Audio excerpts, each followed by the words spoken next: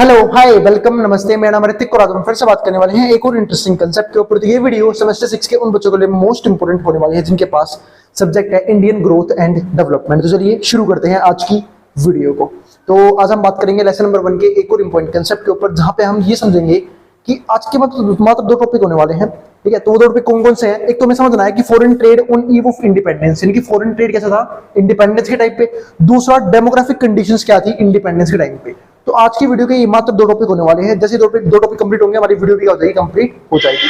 ठीक है, इसके बाद मात्र एक टॉपिक और जाएगा लेसन नंबर 1 का, और जैसे वो कंप्लीट होगा हमारा लेसन नंबर 1 भी क्या हो जाएगा, कंप्लीट हो जाएगा। और इस कंप्लीट सीरीज के नोट्स ऑलरेडी प्रिपेयर हो चुके हैं with important question answer PDF. जिन बच्चों को नोट्स परचेज करने हैं वो इस नंबर पे जाए 9667836336, यहाँ पे व्हाट्सएप करके नोट्स भी ले सकते हैं। अब हम चालू करते हैं आज का कंसेप्ट। तो जो हमारा आज का कंसेप्ट है वो पहले क्या है, वो हमारे पास foreign trade on the eve of independence. अब समझते हैं कि भाई ब्रिटिश ने इंडिया को कॉन्क्वेस्ट कर लिया है, यानी कि एक तरह से मैं कह सकता हूं कि इंडिया पे ब्रिटिश का राज चल रहा है। तो ऑलमोस्ट पूरा का पूरा एडमिनिस्ट्रेशन है, चाहे वो पॉलिटिकल पॉलिसीज हो, ठीक है, पॉलिटिकल रूल हो, वो पूरा कंट्रोल जो है वो किनका है, ब्रिटिशर्स का है। लेकिन बात ये फिर भी फॉरेन ट्रेड का मतलब ही क्या बनता है? जब सारा का सारा कंट्रोल जो है वो ब्रिटिशर्स के हाथ में है, तो फॉरेन ट्रेड तो सिर्फ एक कंट्री के साथ होगा, वो होगा ब्रिटिश, यानी कि इंपोर्ट एक्सपोर्ट जो भी होगा वो ब्रिटिशर के साथ होगा। लेकिन ऐसा नहीं था। जब स्टार्टिंग में ब्रिटिश कंपनी जो है वो इंडिया आई थी, तो उन लोगों ने सिर्फ कुछ ही जगह जो थे वो उन्हें कंट्रोल में आए थे, है ना, यानी कि वो भी खासकर जो पोर्ट सिटीज थी जिनके आसपास क्या था, पोर्ट उपलब्ध थे, सिर्फ वही जो है वो कंट्रोल में आए थे। बाकी जो पूरी कंट्री है वो कंट्रोल में नहीं आई थी। यानी कि मैं कह सकता हूं कि उस टाइम पे भी इंडिया का फॉरेन ट्रेड अदर कंट्रीज के साथ चल रहा था। फॉर एग्जांपल श्रीलंका, पर्शिया, जैसे कि जिसको हम आज ईरान बोलते हैं, या फिर हमारा चाइना। तो ये सारे जो थे इनके साथ भी हमारी क्या थे, इंपोर्ट एक्सपोर्ट जो है वो उस टाइम पे भी चल रहे थे। तो उसी को लेकर हम बात करनी कि उस टाइम जो फॉरेन ट्रेड है वो किस किस तरीके का था वो हम डिस्कस करते हैं। तो पहले समझते हैं सिग्निफिकेंस ऑफ ट्रेड। ट्रेड की इंपोर्टेंस क्या है, सिग्निफिकेंस ऑफ ट्रेड का मतलब क्या होता है। हम सब जानते हैं कि भाई हम जो है वो दो लेवल बिजनेस परफॉर्म करते हैं, एक डोमेस्टिक लेवल पे, दूसरा इंटरनेशनल लेवल पे। अब मान लो इंडिया कंट्री है, जब उस इंडिया को ग्रो करना है तो वो ग्रो कब करेगी? पहली बात तो पहले वो खुद की डिमांड को फुलफिल करे। खुद की डिमांड का मतलब क्या है कि डोमेस्टिक डिमांड जो भी हो रही है वो हमारी इंडस्ट्रीज फुलफिल कर दे। उसके बाद जो दूसरा प्रोडक्ट बचेगा, ठीक है, उसकी डिमांड फॉरेन कंट्रीज के अंदर भी होनी चाहिए, ताकि हम जो है वो फॉरेन कंट्रीज में भी अपनी चीजों को एक्सपोर्ट करके पैसा कमा सकते हैं। तो इसी को हम क्या बोलते हैं, फॉरेन ट्रेड। तो इंपोर्ट और एक्सपोर्ट जो होता है वो कहीं ना कहीं फॉरेन ट्रेड का पार्ट बन जाता है। यानी कि हम जो है, अगर मान लो हमें किसी फॉरेन गुड्स की डिमांड करनी है, हम वो भी कर सकते हैं। हमें किसी फॉरेन गुड्स को सप्लाई करना है किसी दूसरी कंट्री के अंदर, ठीक है, तो वो भी कर सकते हैं। और वो कब पॉसिबल है? जब हमारे पास फॉरेन ट्रेड के ऑप्शंस अवेलेबल होंगे। तो वही सेम चीज यहां पे है। तो सिग्निफिकेंस ऑफ ट्रेड क्या आता है? तो India recognised as an important trading nation. तो इंडिया उस टाइम पे क्या कहता है, इंपोर्टेंट ट्रेडिंग नेशन आ गया था। ऐसा क्यों था? क्योंकि हमारे पास ऑलमोस्ट उस टाइम पे भी सारे रॉ मटेरियल्स जो हैं वो अवेलेबल थे। और क्या आता है, dating back to ancient times. अब यहाँ पे पॉइंट ये आता है, effects of colonial trading policies. अब कॉलोनियल ट्रेडिंग पॉलिसीज से क्या क्या इंपैक्ट पड़ा वो हम डिस्कस करते हैं। तो एक पॉइंट हमारे पास यहाँ पे इंपॉर्टेंट ये आया कि जब ब्रिटिशर्स ने इंडिया को कॉन्क्वेस्ट किया तो उन लोगों ने ट्रेड रूल्स को बहुत बड़े लेवल पे इंपैक्ट किया था। यानी कि उन लोगों ने ये सोचा क्या कि अगर इंडिया को ट्रेड करना है तो उसे ब्रिटिशर्स जो है उनके साथ ही करना पड़ेगा, और अदर जो है कंट्री से तो ट्रेड नहीं कर सकती। तो उन लोगों ने ऐसी पॉलिसीज बनाई जिनके जरिए हमारा जो है वो बाकी कंट्री से रिलेशन क्या हो जाए, खराब हो जाए, ठीक है, हम वहां पे ट्रेड ना कर पाए, और सारा जो रॉ मटेरियल है वो कहां पे भेजे, ब्रिटिश कंपनीज को सेल करे। और ब्रिटिशर्स करते क्या थे, रॉ मटेरियल का अपनी कंट्री में ले गए, उससे क्या बनाया, फ्रिज गुड बनाया, और इंडिया में ही आके उन्हें सेल करना शुरू कर दिया महंगे रेट पे, ताकि इंडिया को जो है वो एक हम जो है काफी डिग्रेड कर सकें, या फिर मैं कह सकता हूं कि रिसोर्स का एक्सप्लॉयटेशन कर सकें। तो वही सेम चीज यहां पे है। तो restrictive policies of colonial government on tariff. तो उन लोगों ने यहां पे क्या, रेस्ट्रिक्टिव पॉलिसीज बनाई, ठीक है, colonial government on tariff, trade and production impacted foreign trade structure of India, जिसके जरिए जो है ना पूरा जो फॉरेन ट्रेड स्ट्रक्चर है इंडिया का वो सबका सब क्या हो गया, डिस्टर्ब हो गया। As a result India became primarily an exporter of raw material, जिसके वजह से क्या हुआ, इंडिया अब जो है वो सिर्फ और सिर्फ एक्सपोर्टर रह गया था। किस चीज का? वो भी रॉ मटेरियल का। यानी कि अब इंडिया सिर्फ और सिर्फ क्या कर रहा था, सेल कर रहा था रॉ मटेरियल्स को दूसरी कंट्रीज के बीच में, और खासकर ब्रिटिशर्स को। वो भी सस्ते रेट पे। और उनके जरिए क्या बन रहे थे, फ्रेश गुड, यानी कि जैसे सपोज करो अगर मार्कर बनाना है तो इंडिया ने इसका प्लास्टिक सप्लाई करना शुरू कर दिया अंग्रेजों को, ठीक है। एग्जांपल दे रहा हूँ, सिर्फ एक ऐसा कुछ था उस टाइम पे, ठीक है। तो मान लो जैसे मान लो कॉटन के कपड़े बनाने हैं, तो कॉटन इंडिया से लेके जाया जा रहा है कहाँ पे, ब्रिटिशर्स के पास, और वो वहां से क्या बना रहे हैं, कपड़े बना रहे हैं और उसे इंडिया में लाके क्या कर रहे हैं, सेल कर रहे हैं। इसके बाद अगला पॉइंट क्या आता है यहाँ पे, तो लाइक रॉ मटेरियल, जैसे कि देखो ये लिखा भी हुआ है, सिल्क का एक्सपोर्ट शुरू कर दिया, वूल का शुरू कर दिया, कॉटन का शुरू कर दिया, इंडिगो नील की खेती शुरू कर दी, शुगर एंड जूट, इन सब का जो है इंडिया ने एक्सपोर्ट करना शुरू कर दिया। फिर while importing finished consumer goods, और बदले में क्या करना शुरू कर दिया, वहां से फिनिश्ड गुड खरीदने शुरू कर दिए। Consumer goods such as cotton, silk and woollen textiles and capital goods from Britain. और यही नहीं, ब्रिटिशर्स जो मशीनरी वगैरह बना रहे थे, जिनको क्या बोलते हैं कैपिटल गुड्स, वो भी खरीदने शुरू कर दिए ताकि इंडिया में भी इंडस्ट्रीज डेवलप हो सके। लेकिन वही इंडस्ट्रीज डेवलप हुई जो अंग्रेज चाहते थे। तो ये हमारा है दो पॉइंट में एक ही पॉइंट देखा हमने। इसके बाद अगला पॉइंट क्या आता है, British monopoly over Indian trade. अब जो ब्रिटिशर्स थे उनकी मोनोपोली आ गई थी इंडियन ट्रेड के अंदर। उन्होंने ऐसा कैसे हासिल किया, पहले जो दूसरी कंट्रीज थी या फिर जो उनका, वो भी इन्वेड कर रहे थे इंडिया के अंदर, लेकिन फिर क्या हुआ, धीरे धीरे जो अंग्रेज है उन लोगों ने वॉर्स लड़े, ठीक है, बाकी सारी कंट्री का जो पत्ता साफ कर दिया और खुद जो है वो मोनोपोली अचीव कर ली कहां पे, इंडियन कंट्री के अंदर। लेकिन फिर भी ऐसा था कि इन लोगों ने पूरा इंडिया कैप्चर नहीं किया था, अभी भी इंडिया का बहुत सारा पार्ट ऐसा था जो ट्रेड कर पा रहा था, कुछ ईरान के साथ, कुछ श्रीलंका के साथ, कुछ चाइना के साथ। तो इस तरीके से जो है वो ट्रेड और भी कंट्रियां चल रहे थे। तो over half of India's foreign trade was directed toward Britain, मतलब आधा जो ट्रेड है ना वो चल रहा था किसकी वजह से, ब्रिटिश कंट्री की वजह से, फिर ब्रिटेन की वजह से, with remainder limited to a few other countries, और बाकी कुछ और कंट्रीज के साथ चल रहा था, जैसे श्रीलंका हो गया, पर्शिया जिसको हम ईरान बोलते हैं, एंड चाइना। इसके बाद हमारा अगला पॉइंट क्या आता है, impact of opening of the Suez canal. अब इससे क्या हुआ वो समझते हैं। तो British control was further tightened over India trade by opening the Suez canal, मतलब इन लोगों ने और भी सिस्टम्स डेवलप करने शुरू कर दिए, और भी रास्ते ढूंढने शुरू कर दिए ट्रेड को करने के, जिसमें से एक सुएज कैनाल भी था। रेलवेज भी डेवलप इसीलिए किया गया था ताकि ट्रेड को जो है वो इजीली यहाँ पे बनाया जा सके, इनके बीच में, ब्रिटिशर्स के बीच में और इंडिया के बीच में। क्योंकि बिना ट्रांसपोर्टेशन सिस्टम के हम जो है ना ही तो रॉ मटेरियल को चीप रेट पे ब्रिटिशर लेके जा सकते थे और ना ही वहां से फिनिश गुड इंडिया आ सकते थे। तो तब तक ट्रेड सिस्टम डेवलप नहीं होगा, ऐसा पॉसिबल नहीं था। इसी के लिए एक ऑप्शन ये भी था कि अब सुएज कैनाल को क्या कर दो, ओपन कर दो, जिसके जरिए ट्रेड जो है वो इजीली होने लग गई। Increasing their dominance in the region. अब इस तरीके से क्या हुआ, यहाँ पे भी जो है इनका ट्रेड जो है वो इंक्रीज करना शुरू हो गया। फिर हमारे पास अगला पॉइंट क्या है, शॉर्टेज ऑफ एसेंशियल गुड्स। अब शॉर्टेज ऑफ एसेंशियल गुड्स का मतलब क्या है, इस टाइम पे जो है इंडिया में एसेंशियल गुड्स की शॉर्टेज पड़ गई थी। अब शॉर्टेज किस चीज की, एक तो कमोडिटीज लाइक फूड भी कम हो रहा है। अब फूड कम क्यों हो रहा है, क्योंकि हमसे एग्रीकल्चर में उन चीजों की खेती करवाई जा रही है, ठीक है, जो खाने योग्य है ही नहीं। क्योंकि वो किस चीज को प्रमोट कर रहे थे, ओपियम, अफीम की खेती को ओपियम प्रमोट कर रहे हैं, ठीक है। ओपियम के अलावा वो एक चीज और प्रोड्यूस कर रहे थे, क्या नाम है, इंडिगो, ठीक है। तो वो सारी चीजें हम खा ही नहीं सकते, तो जिसकी वजह से क्या हो गया, धीरे धीरे जो है फूड की भी क्या हो गई, शॉर्टेज होनी शुरू हो गई। तो फूड की शॉर्टेज हुई, ग्रेन्स की शॉर्टेज हुई, ठीक है, क्लोथिंग, कपड़े कम होने लग गए। तो जिन चीजों में हम जो है वो काफी सेल्फ सस्टेन्ड थे, उन चीजों में भी हमें दिक्कत आनी शुरू हो गई। केरोसिन ऑयल, तो in domestic market as a result of the country is export driven economy, ठीक है। तो अब जो है, जो कंट्री हमारी एक्सपोर्ट ड्रिवन इकोनॉमी हुआ करती थी, ठीक है, अब वो इन चीजों को काफी दिक्कतें आने लग गई हमें, यानी कि जो बेसिक नीड्स है वो भी हमारी जो है वो कंप्लीट नहीं हो पा रही थी। तो अब अगला पॉइंट क्या था हमारे पास यहाँ पे, यूज ऑफ एक्सपोर्ट सरप्लस। अब जो एक्सपोर्ट सरप्लस है, तो चलो ठीक है, हम लोगों ने जो है बेसिक चीजों का एक्सपोर्ट करना शुरू कर दिया, रॉ मटेरियल एक्सपोर्ट होने लग गए, यानी कि कॉटन, सिल्क, जूट, ये सब चीजें एक्सपोर्ट करने लग गए। लेकिन अब हमारी इकोनॉमी जो है वो एक्सपोर्ट ड्रिवन ही बन गई, लेकिन एक्सपोर्ट सिर्फ किन चीजों का, रॉ मटेरियल्स का। लेकिन फिनिश गुड अभी भी कहां से आ रहे थे, फॉरेन कंट्री से हमारी कंट्री के अंदर आ रहे थे। अब यहाँ पे एक चीज और आई, अब एक चीज और यहाँ पे क्या आई दिक्कत में, कि भाई जब एक्सपोर्ट करना शुरू कर दिया तो एक्सपोर्ट सरप्लस जनरेट होगा, यानी कि पैसा आएगा फॉरेन कंट्री के जरिए। लेकिन वो पैसा यूज भी कहाँ हो रहा है, सिर्फ फॉरेन कंट्रीज के डेवलपमेंट में, यानी कि ब्रिटिशर्स ऑफिसर्स को सैलरी वगैरह देने में, उन चीजों में जो है वो चीजें क्या हो रही है यहाँ पे यूज की जा रही है। For example, use to cover expenses of British government, तो ब्रिटिश गवर्नमेंट का जो भी एक्सपेंसेस है वो कवर करने में सरप्लस जो है वो यूज हो रहा है।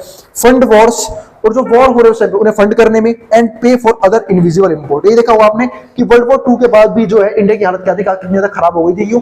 एक तो हमारे वहां से एम्प्लॉइज ले गए वो लोग एज ए सोल्जर बना के, ठीक है, पैसा ले गए, रॉ मटेरियल भी खत्म कर दिया। तो इस तरीके से जो है हम इकोनॉमिकली एक तरह से बहुत बड़े डिप्रेशन में जाते जा रहे थे धीरे धीरे, क्योंकि उन लोगों ने थर्ड टाइम एक्सप्लॉइट नहीं किया। काफी 2-3 साल 200-300 साल 2-3 साल बोल रहा हूं मैं, 200-300 साल तक लगातार एक्सप्लोरेशन जारी रखा, जिसकी वजह से जिन भी चीजों में हम अच्छे थे ना, इकोनॉमिकली जितने भी हम अच्छे थे, उन्हें हमें जो है उतना ही उन लोगों ने क्या कर दिया, खराब कर दिया। अब हमारे पास अगला पॉइंट क्या आता है, demographic conditions on ewe of independence, यानी कि इंडिपेंडेंस के टाइम पे डेमोग्राफिक कंडीशंस कैसी थी। पहला पॉइंट क्या आया, फर्स्ट सेंसस इन 1881। पहला सेंसस कब हुआ, 1881। सेंसस सबको पता है कि सेंसस जिसको क्या बोलते हैं, जनगणना बोलते हैं, है ना, जो हर 10 साल में एक बार होता है। ये हमारा जो फर्स्ट हुआ था वो कब हुआ था, 1881 में, 1881 में। Despite some limitations this census highlighted the uneven growth of population. इसने क्या दिखाया था कि जो ग्रोथ है, जो पॉपुलेशन इंडिया की, वो लगातार बढ़ रही है। और उसको देख चुके हैं, अभी भी देख रहे हैं कि अब जो है, तो मैं इसको इग्नोर कर देना भाई। हाँ, तो मैं क्या बात कर रहा था कि जो पॉपुलेशन ऑफ इंडिया है, ठीक है, तो जो हमारा सेंसस है, जो हमारा ग्रोथ ऑफ पॉपुलेशन है, वो लगातार क्या कर रहा है, राइज कर रहा है। और वो अभी भी राइज कर रहा है, क्योंकि हमारे देश के लोग मेहनती बहुत ज्यादा है, ठीक है, तो पॉपुलेशन तो लगातार बढ़ेगी बढ़ेगी, ठीक है। तो अभी देखो भाई, अगर मैं बात करूं यहाँ पे, क्या नाम है, हमने चाइना को पीछे छोड़ दिया इस चीज में। तो हम लोगों ने बाकी चीजों का पता नहीं, जीडीपी में ग्रोथ करेंगे नहीं करेंगे पता नहीं, नेशनल इनकम ग्रो होगा नहीं होगा, पॉपुलेशन लगातार ग्रो हो रही है, ठीक है। अब तो हमारे पास अगला पॉइंट है, यानी कि लोग जो है वो मान नहीं रहे हैं। तो सब्सिक्वेंट सेंसस वर कंडक्टेड एवरी 10 ईयर। हम सब जानते हैं जो सेंसस है वो लगातार 10 साल में एक बार होता है, जहां पे हम जो है वो बहुत सी चीजें जो है डाटा के तौर पे निकालते हैं। फॉर एग्जांपल, लोगों की इनकम का लेवल क्या है, पर कैपिटा इनकम क्या चल रही है, ठीक है, पॉपुलेशन डेंसिटी कैसी है, और जनगणना तो हम गिनते हैं कि भाई कितने लोग जो हैं वो हमारे पास आ चुके हैं, लिटरेसी रेट क्या है, वो सब चीजें हम चेक करते हैं सेंसस के अंदर, जो हर 10 साल में एक बार होता ही होता है। अब हमारे पास अगला पॉइंट क्या आता है यहाँ पे, डेमोग्राफिक ट्रांजिशन स्टेजेस। अब डेमोग्राफिक ट्रांजिशन स्टेज क्या होता है, before 1921 first stage of demographic transition was, इसको हम बोलते हैं first stage of demographic transition, 1921 से पहले वाला, ठीक है। एंड ईयर 1921, या इसको हम क्या बोलते हैं, इसको बोलते हैं big divide, second stage of demographic transition. यानी कि हमने यहाँ पे टाइम पीरियड डिवाइड कर दिया कि कब ग्रोथ कम हुई है, कब ग्रोथ ज्यादा हुई है। अगर मैं 921 के बाद वाले फेज की बात करूं तो neither the total population and NOR the growth rate of India was particularly high. यानी कि ना तो यहाँ पे हमारी पॉपुलेशन बहुत ज्यादा बढ़ी थी, ठीक है, ना ही जो है ग्रोथ रेट इंडिया ज्यादा इंक्रीज हुई थी। तो ये वो टाइम पीरियड था। इसके बाद हमारे पास तीसरा पॉइंट क्या आता है, सोशल डेवलपमेंट इंडिकेटर। अगर हम सोशल डेवलपमेंट इंडिकेटर की बात करूं तो इंडिकेटर का सीधा सा मतलब यहाँ पे लगाते हैं कि भाई लोग जो है वो कितने पढ़े लिखे हैं। तो अगर हम लिटरेसी रेट की बात करें तो उस टाइम पे मेल्स की लिटरेसी रेट, नहीं सॉरी, ओवरऑल लिटरेसी रेट जो थी वो कितनी थी, बिलो 16%। यानी कि आप सोच रहे हो कि 100 में से 16 से भी कम लोग पढ़े लिखे हैं। और इंडिया में लिटरेसी का मतलब सबको पता है, लिटरेसी रेट होने का मतलब, ये पढ़े लिखे होने का मतलब क्या होता है कि एक पर्सन को कोई एक भाषा बोलनी आती हो और लिखनी आती हो, उसको हम बोलते हैं लिटरेसी। वो पर्सन जो है वो लिटरेट है, वो पढ़ा लिखा है। लेकिन उस टाइम पे सिर्फ 16% लोग थे, यानी कि हम ये मान लो बाकी पर्सन जो है वो क्या है, अंगूठा छाप है। और फीमेल में तो ये और भी कम था। तो फीमेल लिटरेसी रेट जो था उस टाइम पे कितना था, बिलो 7%। यानी कि इक्वालिटी जो है वो पढ़ाई लिखाई को लेकर बहुत ज्यादा कम थी मेल्स और फीमेल्स के बीच में। इसके बाद जो फोर्थ पॉइंट आता है वो क्या आता है, पब्लिक हेल्थ। पब्लिक हेल्थ की भी धज्जियां उड़ी थी, क्यों, क्योंकि इंफ्रास्ट्रक्चर था ही नहीं, हॉस्पिटल था ही नहीं, झोले छाप डॉक्टर हुआ करते थे। तो बस जिसकी वजह से जो है पब्लिक की हेल्थ की भी क्या धज्जियां उड़ी हुई थी उस टाइम पे। तो water and airborne diseases were wide spread. उस टाइम पे जो वाटर और एयरबोर्न डिजीज थी वो काफी ज्यादा फैल रही थी, क्यों, क्योंकि इनका इलाज भी टाइमली अवेलेबल नहीं होता था। Caused a high loss of life, जिसकी वजह से हमें क्या देखने को मिला था, हाई लॉस ऑफ लाइफ, यानी कि लोगों की जिंदगी जो है वो जल्दी जल्दी खत्म हो रही थी। मतलब वो अर्ली एज में क्या होती थी, डेथ हो जाती थी। क्यों, क्योंकि इंफ्रास्ट्रक्चर डेवलप नहीं है, हॉस्पिटल्स नहीं है, एनवायरनमेंट अच्छा नहीं है, तो सारी चीजें खराब होने की वजह से जो है लोगों को अपनी जिंदगी खोनी पड़ती थी। अगला पॉइंट क्या आता है, फिफ्थ, हाई मोर्टेलिटी रेट्स। अब मोर्टेलिटी रेट्स क्या होता है, जहां पे जो है पर्सन को बोर्न होने से पहले जिसकी डेथ हो जाए, फिर स्टार्टिंग में, तो देखो यहाँ पे mortality rates were high with infant mortality. अगर मैं इन्फेंट मोर्टेलिटी की बात करूं, यानी कि जो हम लोग जो है बच्चे को स्टार्टिंग में ही मार देते हैं, तो वो स्टेज क्या, वो क्या था हमारे पास, 218 पर 1000, मतलब 1000 में से 218 के आसपास था रेशियो। और birth and compare to today's rate is 30 per 1000, लेकिन आज क्या है वो रेट सिर्फ घट के 33 रह गया है। तो इन्फेंट मोर्टेलिटी के बहुत से कारण होते हैं, वो मैं डिस्कस नहीं करूंगा। कई लोगों को मान लो लड़कियां पसंद नहीं आती थी उस टाइम पे कि भाई जो लड़कियां हैं वो फैमिली में नहीं होनी चाहिए, ठीक है।